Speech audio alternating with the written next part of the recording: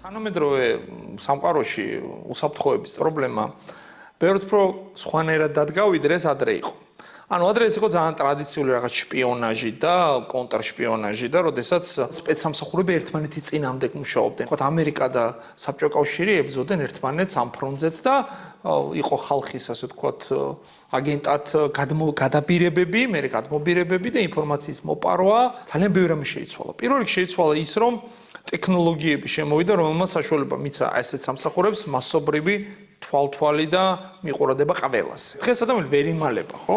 ანუ ყველა კუთხისში არის კამერა დგას, დაწყებული ბანკის კამერიდან დამთავრებული პოლიციის კამერა და ყველა გამოყენებადია, თუ ეს სახელმწიფოს დაჭერდა, ეს შემოვიდეს მობილური ტელეფონი, რომელიც ხა ჩვეულებრივი ამბავი გახდა და 50 წლის წინ რაღაც ძალიან ფანტასტიკად ითვლებოდა. და პრაქტიკულად ჩვენი ცხოვრების დიდი ნაწილი შთანთქა ამ ტელეფონმა. დღეს უკვე ინფორმაციის მოპოვება აღარ არის პრობლემა. ანუ ადრე მაგალითად საბჭოთა კავშირის უნდა მოიპარა ამერიკიდან რაღაც ინფორმაცია კონკრეტულ თემაზე და რაღაც სეიფი უნდა გაეტეხა და დოკუმენტები უნდა მოიღოთ, ამისთვის სურათი უნდა გადაიღოთ, ისე რომ ისინი ვერ მოხდარგო წამოს. საერთოდ აღარ არის, ხო, ეგ საჭირო. და ჯერთიც უმეტესობა ინფორმაცია ღია.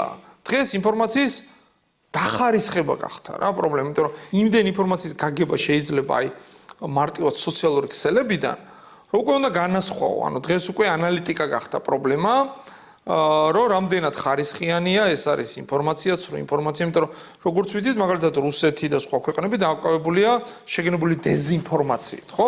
სხვა შორის საბჭოთა კავშირის სპეციალური დეზინფორმაციის სამსახური ქონდა. ამართველი არსებობდა სპეციალურად საბჭოთა იმაში რა ქვედაზვერო სამსახური, რომელიც არასწორ ცრუ ინფორმაციას აწვდიდა მოწინააღმდეგეს და აჯერებდა რომ ეს ხო მართალი. დღეს ეს ყველაფერი ცოტა მეორე ფონზე გადავიდა, იმიტომ რომ დღეს დაზვერვა, კონდაზვერვა, ნებისმიერი უსაფრთხოების საქმიანობა გახდა მორალური დილემის ნაწილი.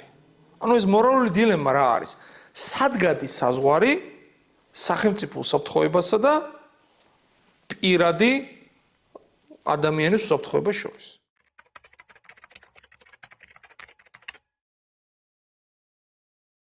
იმიტომ რომ პირად უსაფრთხოებაში მისი პირადი ინფორმაციის, მისი პირადი ცხოვრების და მისი, ასე ვთქვათ, პირადი მეს უსაფრთხოებას უჭერავს უდიდესი ადგილი. შესაბამისად, როგორც სახელმწიფოს მაქვს მეუფლება რომ ეს ხაზი გადავლა, ხო? იმიტომ რომ ბევრად აადვილებს. მე თუ ყველას უყურებ, ძალიან მარტივია იდეაში დანაშაულის პრევენცია, ხო? მაგრამ მე თუ ყველას უყურებ, ამით დანაშაულს ჩავდივარ. შესაბამისად, ყველაზე დიდი უსაფრთხოების საფრთხე, აი ესე დილემა თვითონ უსაფრთხოების სამსახური ხდება. მე არ ვუყეხე ისეთ ქვეყნებს, რომელსაც გადარჩენის დილემა აქვს და ისრაელისნაირი ქვეყანა ვთქვათ, ან კიდე რაღაც მეომარი ქვეყნები, აი უკრაინა დღეს, ხო?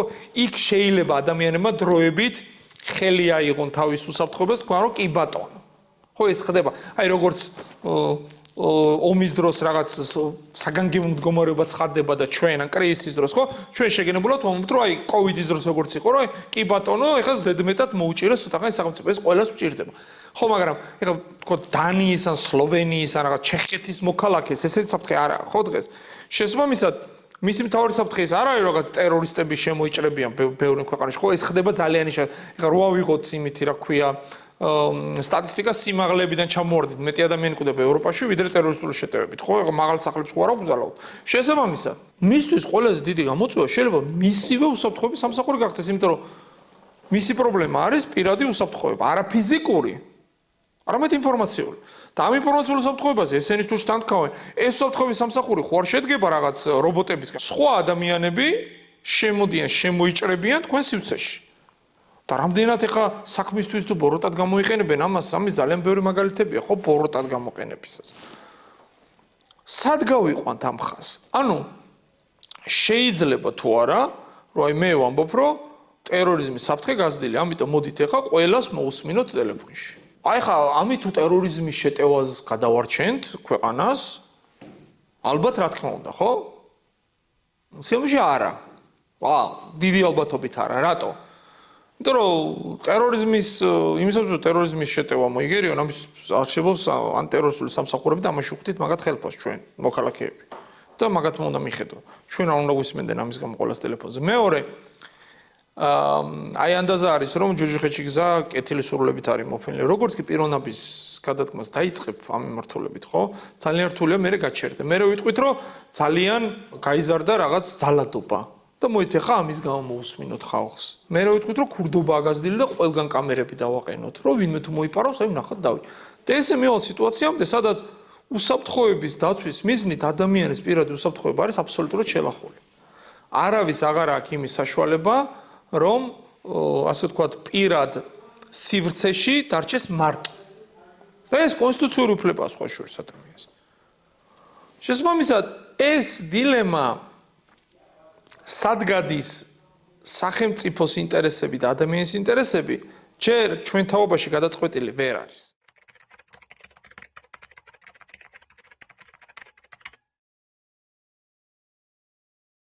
საქართველოს პირობებში ხა საქართველოსთვის გამოწვევები და საფრთხეები თეორიული არ არის სამწუხაროდ. ჩვენ არა ვართ დანია და არ ვართ რაღაც ისეთ რა ქვია ახალი ზელანდია, რომელიც რაღაც მეზობლებშიც გაუმართლა და დღეს რაღაც საფრთხები არა. ჩვენთვის რუსეთი რეალური საფრთხეა. 20% ოკუპირებული გვაქვს, ჩრდილო კავკასია ყავს მეზობლად, არც ძალიან შორსაა ჩვენგან სირია, ავღანეთი, ირანი, ხო, ქვეყნები, რომლებიც დღევანდელ უსაფრთხოებას საფრთხეს უქმნიან და ასე ვთქვათ, ამ საფრთხების სისტემის ჩამოშლა უნდათ. და ნუ ნებისმიერ ადამიანს რო გითხო ქუჩაში, არ ვიმყოფებით ხა ის კარგ გეოგრაფიაში დღეს. და აქ ძალიან მარტივია ამ ყველაფრის გამოყენება იმისათვის, რომ მიცე ულიმიტო შესაძლებლობები ამ სამსახურებს. ეხლა რა ხდება და როგორ ხდება? ჯერ დავიწყოთ იმით, რომ არის ამის ტრადიციული ბრძოლის მეთოდები. როგორც კი შენს სპეცსამსახურებს მიცე უფლებას რომ უსმინონ ტელეფონებს და აკვირდნენ ხალხს, ამ ძველი მეთოდების ატროფირება რომ გადაჩევა ხდება და მარტო ამით შეუძლიათ მუშაობა. ანუ სხვანაირად ვეღარ ხსნიან საქმეს რა მარტივად რომ ვთქვათ რა, თუ ტელეფონს არ მოусმინეს და კამერიდან არ დაინახეს ის, იმიტომ რომ ნებისმიერი სამსახურის განვითარება არის როგორ გაზრდი ხო იქ თანამშრომლებს რას ასწავლი.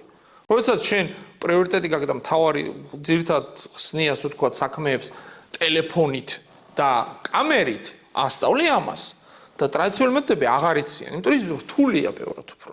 მე რესურსებს მოიწევ მე დროს, მაგრამ ბევრად უფრო სანდოა. იმიტომ რომ ყველაზე დიდი სისუსტე რა არის ამ ტელეფონების საუბრის, რომ კონტექსტიდან ამოწყვეტილად შეიძლება ინფორმაციის გაგება და ნაწყვეტ.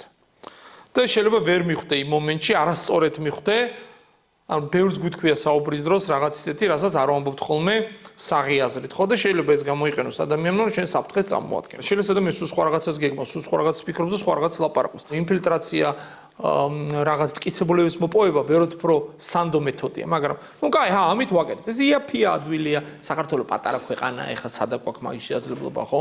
რა ყველას ხო გვინდა დაცულობა, ეხლა აი ეს გვინდა, ეხლა თავისუფლების მოედანზე ვინმე ბომბა დადოს. აი პოპულიზმით ადვილია ამის გამართლება. ერთი დეგრადირება ხდება ამ სამსახურების, რომ მარტო ამაზე ჯდებიან და მეორე არა აქვს ამას ბოლო. ანუ დღეს მაგალითად უსმენთ საჯარო მოხელეებს, ხვალ მოусმენთ მასწავლებლებს, ზეგ მოусმენთ ბრძოლებს, იმიტომ რომ იქნებ ვინმე გადაყავს. დღეს აი ვაკვირდებით რაღაც ნაცალადებს და ხვალ მოდი რა იქნება აი ეს ორთაჭალაშიც არის რაღაც ტერო, იქაც ყველგან კამერები. ანუ აქეთ მეორე გზა მარტივია. ადვილია, რაღაც ეტაპზე გამართლებულია, მაგრამ იმის დასტური, რომ ამას მიყავხარ რაღაც წარმატებამდე, ავი, ნაკლები. მე პირადად წინააღმდეგი ვარ ზედმეტად წახალისების უსაფრთხოების სამსახურის. იმიტომ რომ ძალიან ბევრი ხანდახან მოგონილი საფრთხეების გამო ეს სამსახური მოითხოვს მეტ და მეტ უფლებას. სხვა შორის ეს ყველა ბიუროკრატიას ნებისმიერ უწყებას ახასიათებს მეტი ძალაუფლების მოპოვების სურვილი. იმიტომ კი არა, იქ ვინც მუშაობს სადმე რაღაც ბოროტი ხალხია და რაღაც. ვიმათ გულწრფელად ჯერათ რომ მეტი უფლება თუ ექნება და მეტი ძალა თუ ექნება, უკეთესად გააჭრა იმ პრობლემებს და ადვილად. აი, აქ გადამწყვეტი სიტყვა არის ადვილად. იმიტომ რომ შეიძლება სხვანაირადაც გადაჭრა, მაგრამ ის რთულია უფრო და მოდი რა ეხა ვიწვალო რა ადვილად გადავჭრა. ამიტომ გთხოვს და გთხოვს ამას და თუ შენ ვერ ერკვევი ამ საკითხში და უმეტესობაში მითაგანი ვერ ერკვევა, ხო? ეხა ძალიან სპეციფიური თემებია. მარტივად გაამართლებს თუ რატო უნდა ეს ყველაფერი, ხო? თან განსაკუთრებით უსაფრთხოების როდესაც ისეთ თემებია, როგორც ტერორიზმი, ისეთ თემებია, როგორც ეროვნული საფრთხეობა. აი ყველაზე მარტივ შიშებთან აპილირებს ეს ადამიანი, სიცოცხლის დაკარგვის შიშთან. ამიტომ ძალიან ფრთხილად უნდა ვიყოთ. მაგრამ ეხლა მეორე კვირასობაში არ უნდა წახვიდე. ეხლა თანამედროვე ტექნოლოგიები საერთოდ აკრძალო და კამერის გამოყენება და ტელეფონების მოსმენა ესეც გამორიცხულია. ანუ რაღაც მექანიზმის მოგონება აუცილებელია, რომელიც დააბალანსებს ამას.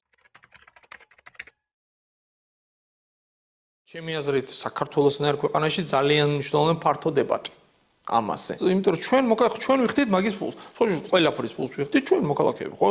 იმ მოსმენების ფულსაც ჩვენ გვისმენენ და ამას ჩვენ ვიხდით ფულს. ნუ საალწურო, მაგრამ ესეა.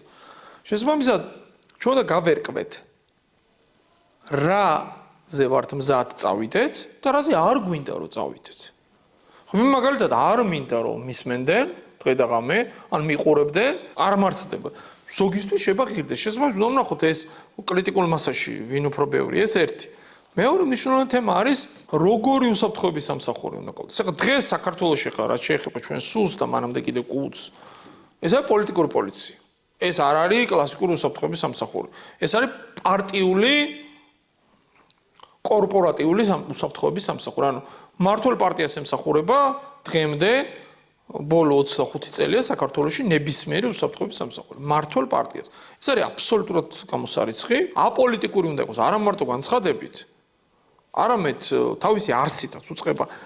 იქ უნდა მუშაობდნენ ისეთი პროფესიონალები, რომლებსაც პოლიტიკოს ვერ დაურეკავს და ვერ ეტყვის, რომ აი, იცი რა, ხმოდი რა, ოპოზიციის ლიდერები მიუნხენში მიდიან, კონკრეტულ მაგალითებს ვიძლევი წინა და ამ ხელისუფლებიდანაც და მოდი ახლა იმ შეხვედრა ჩაწერე რა, ის შეხვედრა. იმიტომ რომ პატარა რესურსი, ხო, ჩვენ თავრისად ხე რუსეთი.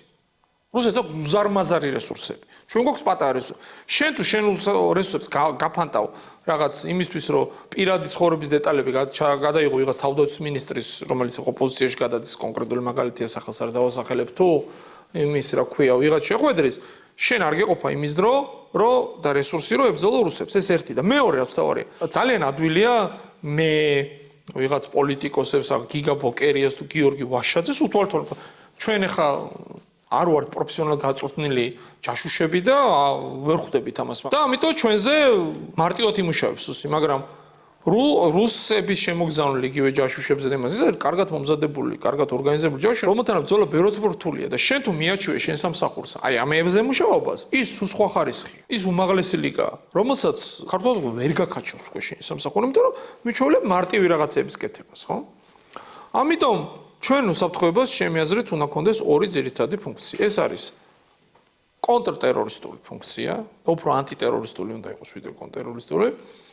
ამის მხრივ ძალიან დიდი უნდა იყოს ანალიტიკური სამუშაო გაკეთებული და უნდა შევაფასოს საფრთხეები და მეორე, უმთავრესი ალბათ ეს უნდა იყოს კონტრდაზვერვითი მუშაობა ძალიან კონკრეტული მიმართულებით, რაც შეეხება რუსეთს, რომ ჩვენ ტერიტორიაზე შევამციროთ ამას. ძალიან რთულია რომ ნოლამდე დაიყვანო, შევამციროთ რუსების ინფილტრაცია, იმიტომ რომ დღეს ახლა ძალიან მაღალ თანამდებობებს ზიან რუსეთის აგენტები, ამას ვხედავთ ყველაფერს. ნუ ზოგი იდეოლოგიურად არის აგენტი, ზოგს ფული, ზოგმა არც იცის, სხვა შორს რუსეთის აგენტია, ესეც შეიძლება. ხა ტექნოლოგიასო დაუბრუნდი და ამით მინდა დავასრულო. ჩვენ ვერაზოს ვერ გვექნება ისეთი მაღალი ბიუჯეტი, როგორც აქვს ამერიკის, ისრაელის, რუსეთის და ან თუ გინდა რომელიმე განვითარებულების.